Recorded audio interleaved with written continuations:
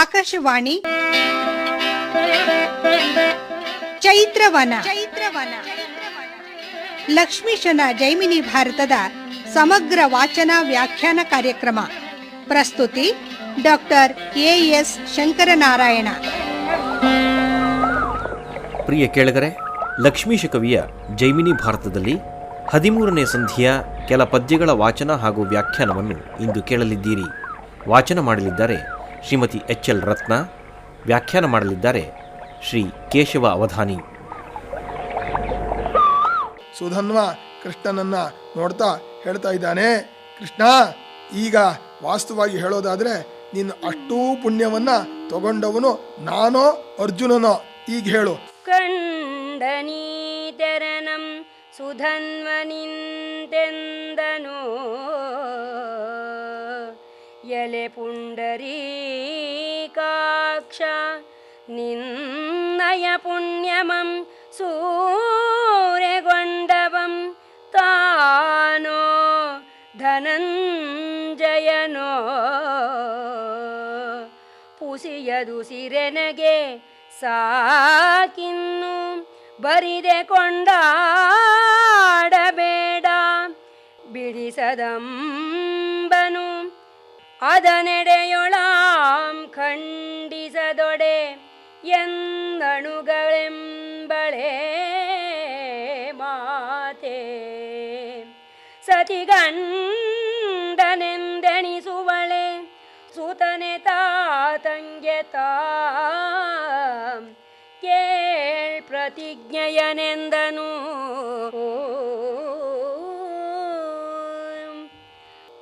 ಭೂಸುರರ್ಬಂದು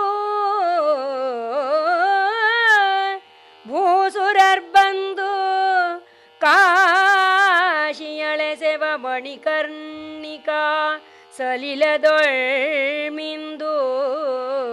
ಶಾಸ್ತ್ರವಿಧಿಯಿಂದ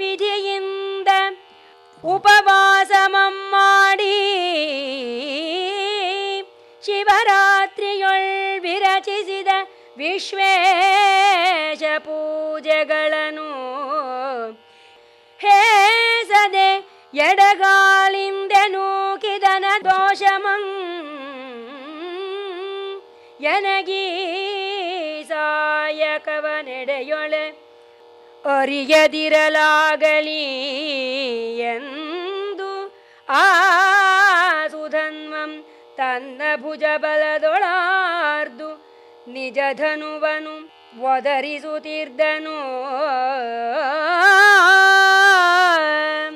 ಅನಿತರೊಳ್ ತ್ರೈಮೂರ್ತಿಗಳ ದಿವ್ಯ ಶಕ್ತಿಯಿಂ ವಿನುತ ರಾಮಾವತಾರದ ಪುಣ್ಯ ಶಕ್ತಿಯಿಂ ಅನುಪಮ ಧನುರ್ವೇದ ಉರುಮಂತ್ರ ಶಕ್ತಿಯಿಂ ತೀವಿದ ಮಹಾಶರವನು ತನಗೆ ಭುಜಬಲದೊಳುಂಟಾದ ನಿಜ ಶಕ್ತಿಯಿಂ ಕನಲಿ ಕಿವಿವರೆಗೆ ತೆಗೆದಾರ್ದು ಫಲುಗುಣನೆಚ್ಚನು ಇನಿತು ಸತ್ವಾಧಿಕನೋ ಕಲಿಸುಧನ್ವನ್ ಧರೆಯೊಳೇನೆಂಬನದ್ಭುತವನು. ಈ ಕವಿ ಮಹಾ ಅದ್ವೈತಿ ಕವಿ. ಎಷ್ಟು ವಿಷ್ಣು ಭಕ್ತನೋ ಅಷ್ಟೇ ಶಿವಭಕ್ತ. ಅದಕ್ಕೋಸ್ಕರವಾಗಿ ಪರಮಾತ್ಮ ವಿಶ್ವೇಶ್ವರನ ಪೂಜೆಯನ್ನೆಲ್ಲ ಸ್ವಲ್ಪವೂ ಕೂಡ ಅಳುಕದೆ ಯಾರು ಎಡಗಾಲಿನಿಂದ ಒದಿತಾನೋ ಅವನಿಗೆ ಯಾವ ಒಂದು ದುಷ್ಟಲೋಕ ಬರುತ್ತೋ ಅಂಥ ಲೋಕ ನನಗೆ ಬರಲಿ ಈ ಅರ್ಜುನನ ಬಾಣವನ್ನು ಕತ್ತರಿಸದೇ ಇದ್ರೆ ಅಂತ ಹೇಳಿಬಿಟ್ಟು ಅವನು ಪ್ರತಿಜ್ಞೆ ಮಾಡ್ತಾ ಧನುಸ್ಸನ್ನ ಬಲವಾಗಿ ಹಿಡಿದಿದ್ದಾನೆ. ಅದರಲ್ಲಿ ತ್ರೈಮೂರ್ತಿಗಳ ಶಕ್ತವೂ ಆವಾಹನೆಯಾಗಿದೆ, ರಾಮಾವತಾರದ ಪುಣ್ಯಶಕ್ತಿಯೂ ಕೂಡ ಆವಾಹನೆಯಾಗಿದೆ, ಧನುರ್ವೇದದ ಎಲ್ಲ ಮಂತ್ರಗಳು ಕೂಡ ಅಲ್ಲಿ ಸೇರ್ಕೊಂಡ್ಬಿಟ್ಟಿದೆ. ಅಂಥ ಮಹಾಶರವನ್ನ ಅರ್ಜುನ ಕಿವಿವರೆಗೆ ಎಳೆದು ಬಿಟ್ಟಿದ್ದಾನೆ. ಇಡೀ ಸೈನ್ಯವೆಲ್ಲ ಬೆದರಿಕೊಂಡಿದೆ. ಆದರೆ ಸುಧನ್ವ ಮಾತ್ರ ಸ್ವಲ್ಪವೂ ಕೂಡ ಬೆದರದೆ ಧೈರ್ಯವಾಗಿ ಅವನು ಆ ಬಾಣವನ್ನ ಎದುರಿಸ್ತಾ ಇದ್ದಾನೆ. ಹೆದರಿತು ಭಯದ ಸೇನೆ ಕೆದರಿತು ಸುರಸ್ತೋಮ ಮೊದರಿತಿನ ಮಂಡಲಂ ಬೆದರಿತು ಜಗತ್ರಯಂ ಬಿದರಿತು ಕುಲಾದ್ರಿಚಯ ಮುದುರಿತು ಉಡು ಸಂದೋಗಮು ಅದಿರಿ ತಿಳೆ ತಕ್ಷಣದಳು ಕದಡಿತು ಮಗಾರ್ಣವಂ ಕದಲಿದಂ ಕಚ್ಚಪಂ ಪುದುಗಿತೆಂದೆಸೆಯಾನೆ ಹುದುಗಿದಂ ಭೋಗಿಪಂ ಗದಗದಿಸಿತು ಆಸಾಯಕದ ಬಿಸಿಗೆ ಬ್ರಹ್ಮಾಂಡಮು ಅದೇನ ಬಣ್ಣಿಸುವೆನು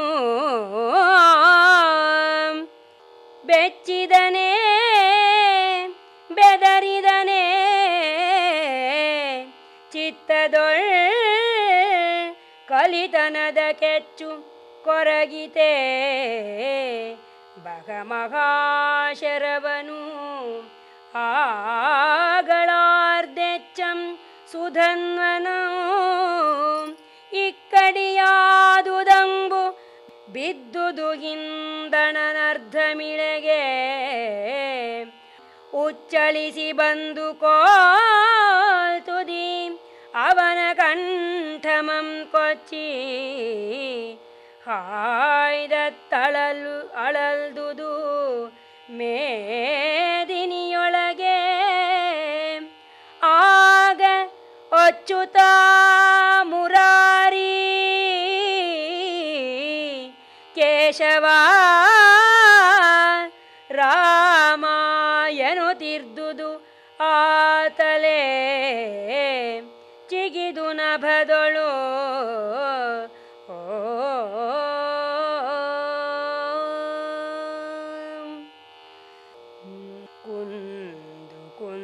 ಕುಂದಿಲ್ಲದ ಸುವೃತ್ತದಿಂದೆಸೆವಾ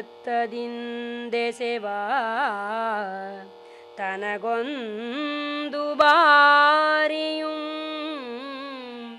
ಇನ್ನು ಪರಪೀಡಲೇ ಸಲ್ಲಮೆಂದು ನಿಜ ವೈರಮಂ ಬಿಟ್ಟು ಕಮಲಂಗಳಂ ಸಂತೈಸೆ ಗಗನದಿಂದೆ ಬಂದಪನೋ ಸಂಪೂರ್ಣ ಕಲೆಗಳಿಂದ ಆರಾಜಿ ಬಿಂದುವೆನೆ ಕೃಷ್ಣನ ಪದಾಂಬೋಜ ಯುಗಳಕ್ಕೆ ಐ ತಂದು ಬಿದ್ದುದು ಸುಧನ್ವನ ಶಿರಂ ಹರಿಯ ನಾಮಾವಳಿಯನುಚ್ಚರಿಸುತ್ತೇ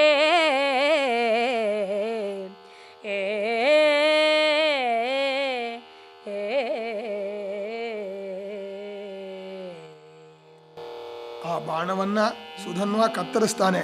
ಕತ್ತರಿಸಿದ್ರೆ ಅರ್ಧ ಭಾಗ ಕತ್ತರಿಸಿ ಹೋಯಿತು. ಇನ್ನು ಉಳಿದ ಅರ್ಧದಿಂದ ಅವನ ತಲೆಯನ್ನ ಹಾರಿಸ್ಬಿಡ್ತು ಆ ಬಾಣ. ಹಾಗೆ ತಲೆ ಹೋಗ್ತಾ ಇದ್ದಾಗಲೂ ಕೂಡ ಅಚ್ಯುತ ಮುರಾರಿ ಕೇಶವ ರಾಮ ಅಂತ ಪರಮಾತ್ಮನ ನಾಮಸ್ಮರಣೆಯನ್ನು ಮಾಡ್ತಲೇ ಆಕಾಶಕ್ಕೆ ಹಾರಿಬಿಟ್ಟಿದೆ. ನೇರವಾಗಿ ಕೃಷ್ಣನ ಕಾಲಿಗೆ ಬಿದ್ದು ಬಿಟ್ಟಿದೆ.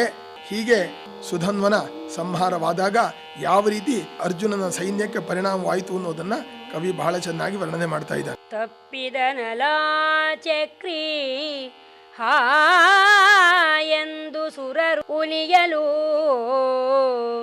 ಒಪ್ಪರಿಸಿ ತಲೆ ಜಿಗಿಯಲು ಅವನಟ್ಟೆ ತೋಳ್ಗಳಂ ಚಪ್ಪರಿಸಿಕೊಂಡು ಎದ್ದು ಬಂದು ರಣರಂಗದೊಳ್ ತಿರುಗಿ ಚಾರಿವರಿದು ಅಪ್ಪಳಿಸಿ ಹೊಯ್ದೆಳೆದು ಸೆದೆದಿಟ್ಟೊರೆಸಿ ಮೆಟ್ಟಿ ಸೊಪ್ಪಿಸಿ ಪೊರಳಡರೆದು ತೆವರಿ ಪರಿದರೆ ಎಟ್ಟಿ ಚಿಪ್ಪು ಚೀರಾಗಿಸಿತು ಸಕಲ ಪರಿವಾರಮಂ ಮುರಗರಂ ಬೆರಗಾಗಲು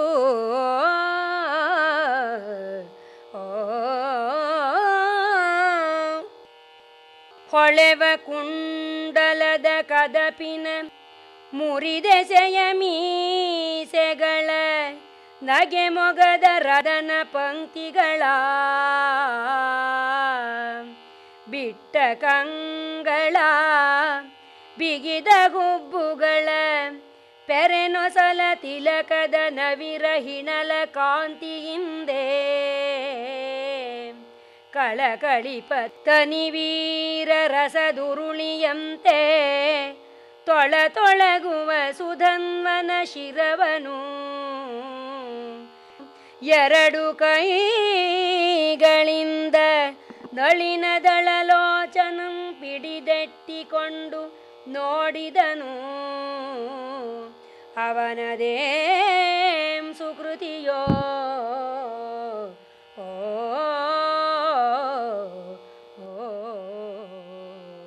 ಸುಧನ್ವನ ಶಿರಸ್ಸು ಕೃಷ್ಣನ ಮುಂದೆ ಬಿತ್ತಲ್ಲ. ಕೃಷ್ಣ ಎರಡೂ ಕೈಗಳಿಂದ ಆ ತಲೆಯನ್ನು ಹಿಡ್ಕೊಂಡು ನೋಡ್ತಾ ಇದ್ದಾನಂತೆ. ಕೃಷ್ಣ ನೋಡ್ಬಿಟ್ಟು ಪೂರ್ಣ ಅನುಗ್ರಹವನ್ನು ಮಾಡಿದ್ದಾನೆ. ಪುನಃ ಆ ಶಿರವನ್ನ ಹಂಸಧ್ವಜನ ಕಡೆಗೆ ಕಳಿಸ್ತಾ ಇದ್ದಾನೆ. ಕೈದಳದೊಳೆಸೆವ ತಲೆಯಂ ನಾಸಿಗಾಗ್ರದೆಡೆಗೊಯ್ದು ಮುರಮಥನನಾಗ್ರಾಣಿಸಿದನು.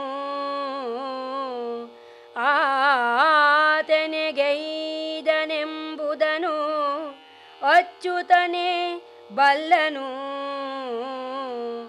ಆಗಳ ಮೊಗದಿಂದೆ ತನ್ನ ಮೊಗಕ್ಕೆ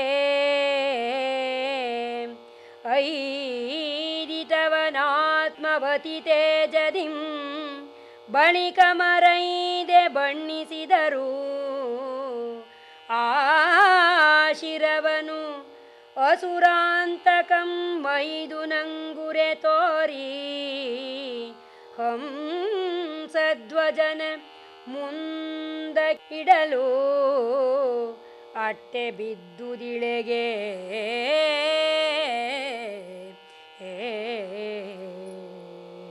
ಆ ತಲೆಯನ್ನ ಒಂದ್ಸಲ ನೋಡ್ಬಿಟ್ಟು ಕೃಷ್ಣನೇ ಆಗ್ರಹಣ ಮಾಡ್ತಾ ಇದ್ದಾಗ ಸುಧನ್ವನ ಶರೀರ ತೇಜಸ್ಸು ಅದು ಕೃಷ್ಣನ ಶರೀರಕ್ಕೆ ಪ್ರವೇಶ ಮಾಡಿಬಿಟ್ಟಿದೆ. ಸುಧನ್ವನಿಗೆ ಭಗವದ ಸಾಯುಜ್ಯ ಪ್ರಾಪ್ತಿಯಾಗಿದೆ. ಈ ರೀತಿಯಾಗಿ ಸುಧನ್ವನ ತಲೆಯನ್ನು ಕಂಡುಬಿಟ್ಟು ಹಂಸಧ್ವಜ ಬಹಳ ದುಃಖದಿಂದ ಮಗನ ಆ ಒಂದು ಸಾವನ್ನು ನೆನೆಸ್ಕೊಂಡ್ಬಿಟ್ಟು ಬಹಳ ದುಃಖದಿಂದ ಶೋಕಿಸ್ತಾ ಇದ್ದಾನೆ. ಭೂಪಾಲಕೆ ನೋಡುತ್ತಿರ್ದಂ ಸುಧನ್ವನಾಟೋಪಮಂ ತಲೆ ಪಾರ್ಥನಸ್ತ್ರದಿಂ ಪರಿಯ ಸಂತಾಪದಿಂ ಮರುಗುತಿಳೆಯೊಳ್ ಪೊರಳ್ವಿನ ಆಶಿರಮಂ ತನ್ನ ಬಳಿಗೆ ಬರಲು ಹಾ ಪುತ್ರಾಯನು ತೆತ್ತಿಕೊಂಡು ಮುಂದಾಡಿ ಫಣೆಯೊನೊಂದಿಸಿ ಪೊಸೆದು ಚೀರ್ದು ಬಹಳ ಪ್ರಲಾಪದಿ ಅಳಲ್ದು ಮರಾಳಧ್ವಜಂ ಪೊರೆವ ಕಲ್ಮರಂ ಕರಗುವಂತೆ. ಅವನು ಬಹಳ ದುಃಖದಿಂದ ಅಳ್ತಾ ಇದ್ದಾನೆ ತನ್ನ ಮಗ ಹೋಗಿದ್ದಕ್ಕೆ. ಕವಿ 4 ಪದ್ಯದಲ್ಲಿ ತನ್ನ ದುಃಖವನ್ನ ಹಂಸಧ್ವಜ ಯಾವ ರೀತಿ ಪ್ರಕಟ ಮಾಡ್ದ ಅಂಥೇಳಿ ಯಾರು ಕೂಡ ಅಳಬೇಕು, ಅಷ್ಟು ದುಃಖವನ್ನ ಪ್ರಕಟಿಸ್ತಾ ಇದ್ದಾನೆ. ತಂದೆ ತನ್ನ ಮಗನನ್ನು ಕಳ್ಕೊಂಡ್ಬಿಟ್ಟಿದ್ದಾನೆ, ಮಗನ ಮುಂದೆ ತಂದೆ ಹೋಗ್ಬೇಕು, ತಂದೆಯ ಮುಂದೆ ಮಗ ಹೋದಾಗ ಪುತ್ರಶೋಕ ನಿರಂತರ ಅನ್ನೋದನ್ನು ಬಹಳ ಚೆನ್ನಾಗಿ ಹೇಳ್ತಾ ಇದ್ದಾನೆ. ಬೀಳ್ವೆನೋ ಶೈಲಾಗ್ರದಿಂದೆ ಕರ್ಮಡುವಿನೊಳಗಾಳ್ವೆನೋ ನಿನ್ನ ನಿಪ್ಪಟ ತನ್ನ ಕಂಗಳಂ ಕೀಳ್ವೆನೋ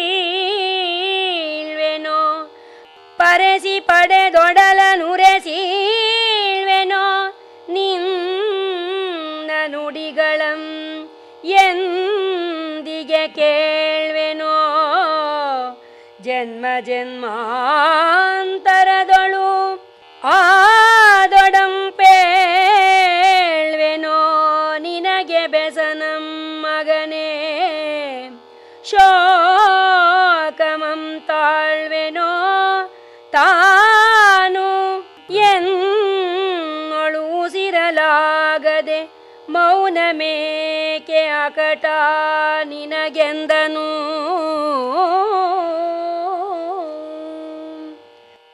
ಕೊಳುಗುಳಕ್ಕೆ ನಡೆ ತಂದೆ ಬಿಲ್ವಿಡಿಯು ತೈ ತಂದೆ ಫಲುಗುಣ ನೊಡನೆ ಗೋರಿ ಜಯಿಸಬೇಡವೆ ಗೋರಿ ಕಲಿತನದಳು ಕಂದದಾತ ನೀನೇ ಗಂಧವಳಿದೆ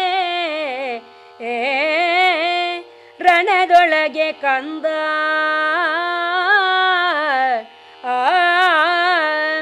ನಿಲಯಕ್ಕೆಂತ ಪುಗುವೆನು ಉಳಿದು ನಿನ್ನಗುವೆ ಸಲಗುಬಾ ನಮ್ಮಯ್ಯ ಮಾತಾಡು ದಮ್ಮಯ್ಯ ಬಳಲಿಸದಿರೈ ತಮ್ಮನು ಒಮ್ಮೆ ನೋಡೈ ತಮ್ಮ ಎಂದು ಅಳಲೊಳು ಅವನಾಳ್ದನು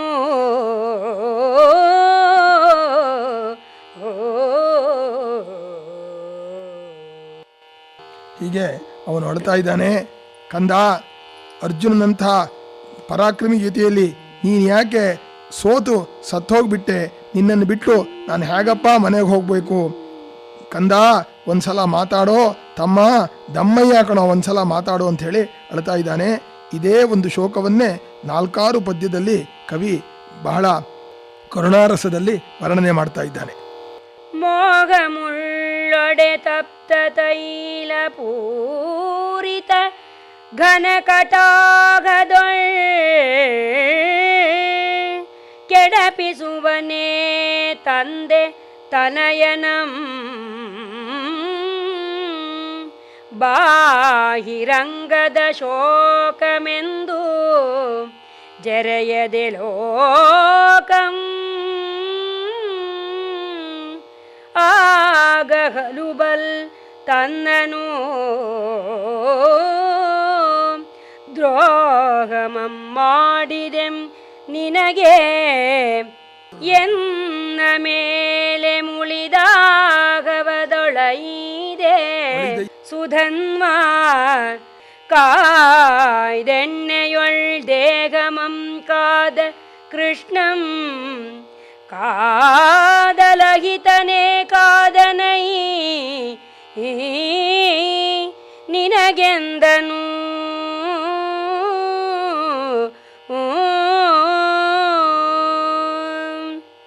ಅಣ್ಣದೇವಂ ಕದನಮಂ ಜಯಿಸಿ ಬಗನೆಂದು ಬಣ್ಣದ ಸೊಡರ್ಗಳಂ ಕೈಗೈಸುವಂ ಅನುಜಯಂ ಹುಣ್ಣಿಮೆಯ ಶಶಿಯಂದದಾಸ್ಯ ಎಳೆನಗೆಯೊಳು ಐತಗ ನಿನ್ನ ವಲ್ಲಭೆಯನು ಹಣ್ಣಿದುತ್ಸಾಹಮಂ ಕೇಳ್ದು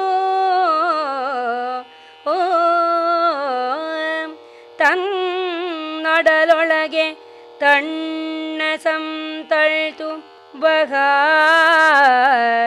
ನಿನ್ನ ನಿಜ ಮಾತೆಯಂ ಕಣ್ಣಾರೆ ಕಾಣ್ಬೆನೆಂತು ಅಕಟ ವಿಪರೀತ ಮಾದೊಡೆ ನಿನ್ನ ನಿಜ ಮಾತೆಯಂ ಕಣ್ಣಾರೆ ಕಾಣ್ಬೆನೆಂತುಟೋ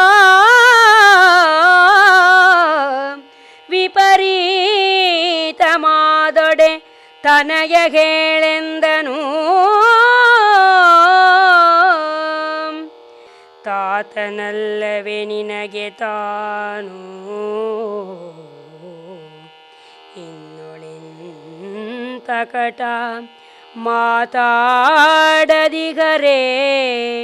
ನಿನ್ನಂ ಪಡೆದಳಂ ವೀರಮಾತೆಯಂಬ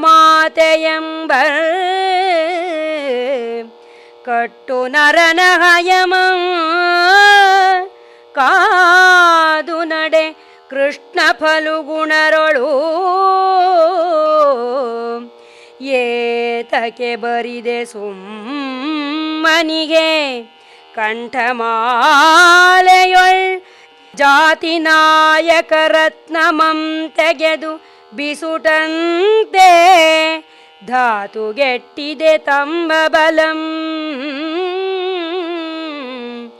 ಎಂದು ಹಲುಬಿದಂ ಧರೆಯೊಳ್ ಪೊರಳ್ದು ಮರುಗಿ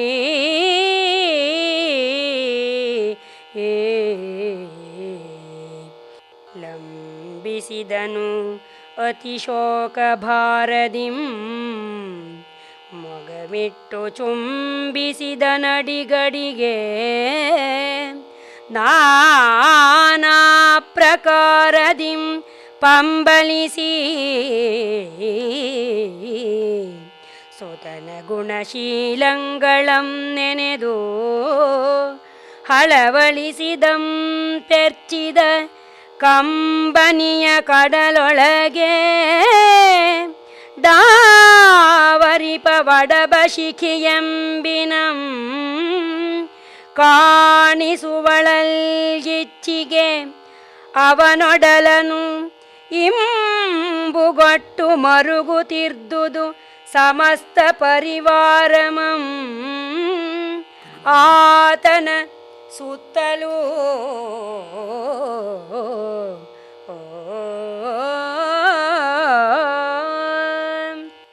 ಅವನು ಬಹಳ ದುಃಖದಿಂದ ಹೇಳ್ತಾ ಇದ್ದಾನೆ, ನಾನು ನಿನ್ನ ತಂದೆ ಅಂತ ಹೇಳಿ ನನ್ನ ಹತ್ರ ಮಾತಾಡ್ತಾ ಇಲ್ವೇನಪ್ಪ, ನಿನ್ನ ತಾಯಿಯನ್ನ ವೀರಮಾತೆ ಅಂತಂತಾರೆ, ಅವಳ ಜೊತೆ ಎಲ್ಲಾದ್ರೂ ಮಾತಾಡಪ್ಪ.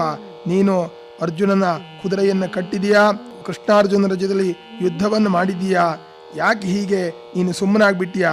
ಉತ್ತಮವಾದಂತಹ ರತ್ನವನ್ನ ಎಸ್ತು ಬಿಟ್ರೆ ಹೇಗೆ ಆ ಸರವೇ ದಂಡವಾಗತ್ತೆ, ಆ ರೀತಿ ನೀನಿಲ್ಲದೆ ನಮ್ಮ ಸೈನ್ಯವೇ ಈಗ ದುರ್ಬಲವಾಗ್ಬಿಟ್ಟಿದೆ ಅಂತ ಹೇಳಿ ಬಹಳ ದುಃಖದಿಂದ ಆ ಸುಧನ್ವನ ಗುಣಗಳನ್ನೆಲ್ಲ ವರ್ಣನೆ ಮಾಡ್ತಾ, ಕಾಳಗಕ್ಕೆ ಮುಂಗೊಂಡು ನಡೆವರಾರಿನ್ನು ತಮಗೂಳಿಗವನಿತ್ತು ಬೆಸಸುವರುಂಟೆ ನೀನೇ ಕಟ್ಟಾಳೆಂಬರು ಈಗಳಿಂತಳಿದ ಪರೇ ದಾತಾರ ವೀರ ಸುಕುಮಾರ ಧೀರ ಕಾಳಾದುದು ಅಕಟ ಚೆಂಪಕ ನಗರದೊಳು ಅರಸುಗಳ ಬಾಳುವೆ ಮಹಾದೇವ ಎಂದೊರಲ್ದು ಪಡೆಗೋಳಿಟ್ಟುದುವು ಆನೆ ಕುದುರಗಳೊರೆವ ಕಂಬನಿ ಬಳಲ್ಗಿವಿಗಳಿಂ ಜೋಲ್ದುವು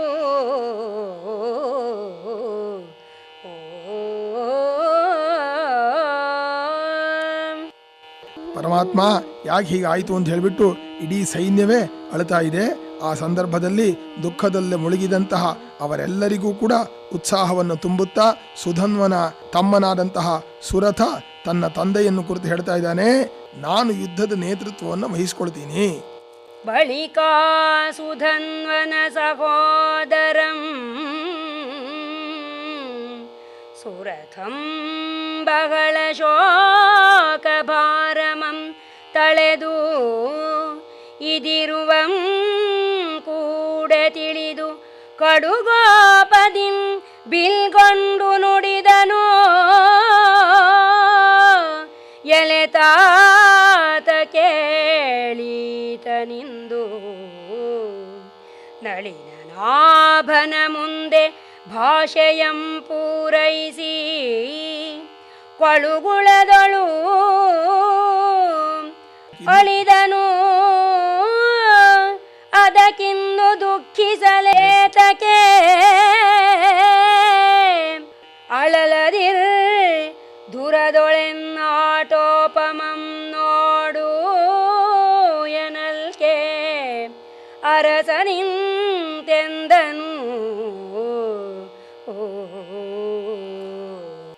ಆ ಸುರಥ ಹೇಳ್ತಾನೆ, ನಾನು ಯುದ್ಧಕ್ಕೆ ಹೊರಡ್ತೀನಿ ಅಂತಂದಾಗ ಅವಾಗ ಹಂಸಧ್ವಜ ಹೇಳ್ತಾ ಇದ್ದಾನೆ, ಸುಧನ್ವನ ಮುಕ್ತಿಯ ಬಗ್ಗೆ ಹೇಳ್ತಾ ಇದ್ದಾನೆ. ಉಂಟು ಕೃಷ್ಣನ ಮುಂದೆ ಭಾಷೆಯಂ ಪೂರೈಸಿ ತೆಂಕಣಿಸದೊಡಲಂ ತೊರೆದು ಮುಕ್ತಿರಾಜ್ಯಮಂ ವೆಂಟೆಣಿಸಿಕೊಂಡಂ ಸುಧನ್ವನಿಂತಿದಕ್ಕಾಗಿ ಧೃತಿಗೆಟ್ಟಳಲ್ದುದಿಲ್ಲ ಕಂಠಮಂ ಕತ್ತರಿಸಲು ಆಶಿರಂ ತನ್ನೆಡೆಗೆ ಬಂಟು ಗೆಡದೈದಿದೊಡೆ ತೆಗೆದೆತ್ತಿಕೊಂಡು ವೈಕುಂಠ ನೀಕ್ಷಿಸಿ ಮತ್ತೆ ಬಿಸುಟನು ಎಂಬುದಕ್ಕೆ ಮರುಗುವೆನೆಂದೊಡೆ ಇಂತೆಂದನು.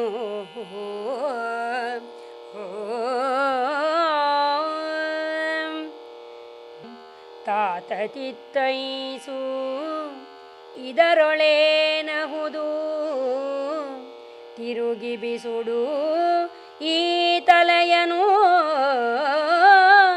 ಅಸುರಾಂತಕನ ಚರಣದೆಡೆಗೆ ಸಹಜಾತನಂ ಕೊಂದಾತನಂ ಕೊಲ್ವೆನೆಂದು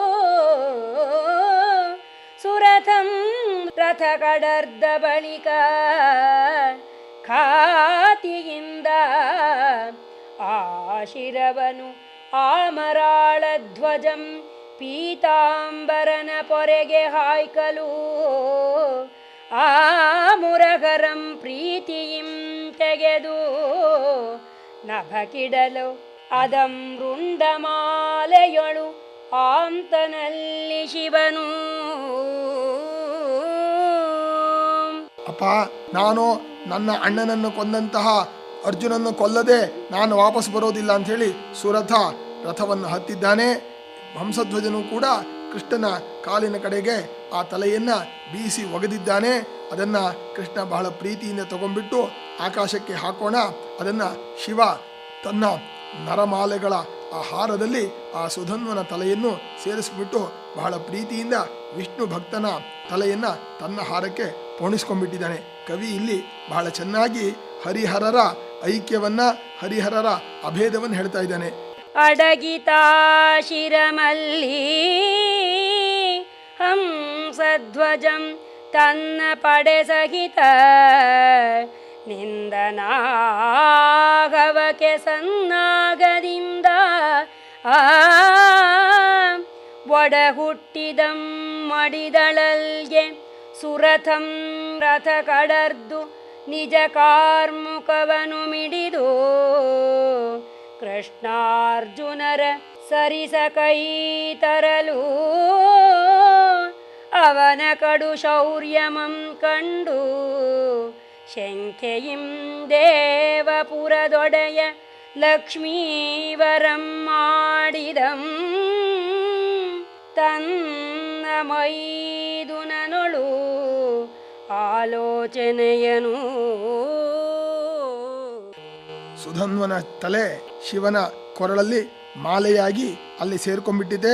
ಹಂಸಧ್ವಜ ಪುನಃ ಉತ್ಸಾಹದಿಂದ ಯುದ್ಧಕ್ಕೆ ಬಂದಿದ್ದಾನೆ. ತನ್ನ ಅಣ್ಣನ ಮರಣಕ್ಕೆ ಪ್ರತೀಕಾರವನ್ನು ಮಾಡ್ತೀನಿ ಅಂತ ಹೇಳಿ ಸುರಥನೂ ಕೂಡ ಯುದ್ಧಕ್ಕೆ ನಿಂತಿದ್ದಾನೆ. ಅವನು ಕೃಷ್ಣಾರ್ಜುನರ ಎದುರಿನಲ್ಲಿ ಬರಬೇಕಾದ್ರೆ ಅವನ ಶೌರ್ಯವನ್ನು ನೋಡಿ ಕೃಷ್ಣನಿಗೂ ಕೂಡ ಒಂದು ಸಂಶಯ ಮೂಡಿದೆ. ಈ ಸುರಥನನ್ನ ಯಾವ ರೀತಿ ಸಂಹಾರ ಮಾಡೋದಪ್ಪ ಅಂತ ಹೇಳಿಬಿಟ್ಟು ಅವನು ಅರ್ಜುನನ ಜೊತೆಯಲ್ಲಿ ಆಲೋಚನೆಯನ್ನ ಆರಂಭಿಸಿದ್ದಾನೆ ಎನ್ನುವುದಕ್ಕೆ ಈ ಒಂದು ಜೈಮಿನಿ ಭಾರತದ 13ನೇ ಸಂಧಿ ಮುಕ್ತಾಯವಾಗ್ತಾ ಇದೆ. ಇದುವರೆಗೆ ಲಕ್ಷ್ಮೀಶನ ಜೈಮಿನಿ ಭಾರತದಲ್ಲಿ 13ನೆಯ ಸಂಧಿಯ ಕೆಲ ಪದ್ಯಗಳ ವಾಚನ ಹಾಗೂ ವ್ಯಾಖ್ಯಾನವನ್ನು ಕೇಳಿದಿರಿ.